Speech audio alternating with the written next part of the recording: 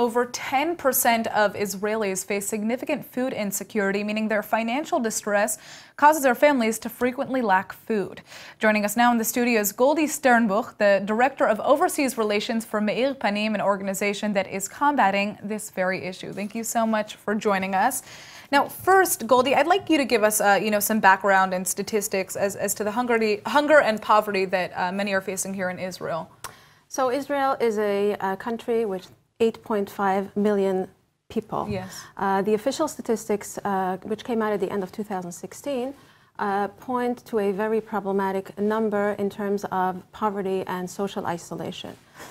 We speak about 8.5 million citizens, of which I have 460,800 families living below the line of poverty. Wow.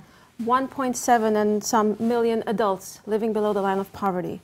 764,000 kids, which is almost 1 million children. That is a crazy number. When you think that it's a country of 8.5 million. When we think that it's a country of 8.5 million, and when we think that it's a country which does so well for itself. We export defense, medicine, agriculture, high tech. How could this be the case? And people come to us and say, that's not the Israel that we know. We know hotels, we know beaches, we know great food. So this is the Israel that we know, unfortunately. So what does Meir Panim do to address these issues? So Meir Panim was originally set up to combat food insecurity. This was way back in 2000. It was supposed to be a very small, unambitious, family-run project. But unfortunately, terror hit in 2001. Terrorism was up, tourism was down, the economy took a big bad hit. And today, 17 and some years later, we feed close to 2,000 people every day. Wow. But as we evolved with time, we realized that food is very important. We all need to eat every single day.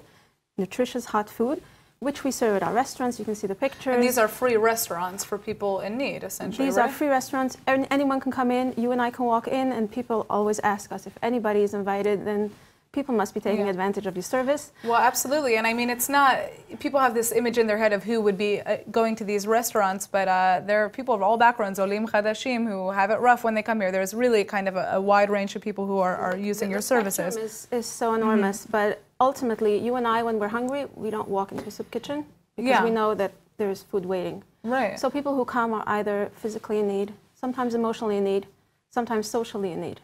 So we're running out of time, but I obviously want to talk about kind of the wider issue here. What needs to happen right now to ensure that the numbers that you're telling us about do not grow? How do we help the existing people right now who are dealing with this food insecurity overcome these challenges in the future? Well, it's a very good question. How do we help those who are already inside that cycle of poverty and make sure that this doesn't grow wider? Right. So what we've come to realize is that education is key here. We need to help the next generation and the generation after that. And the ultimate idea is to make sure that the children of the next generation, because if you think about it, Israel relies on its human resources, for all the reasons that we stated earlier.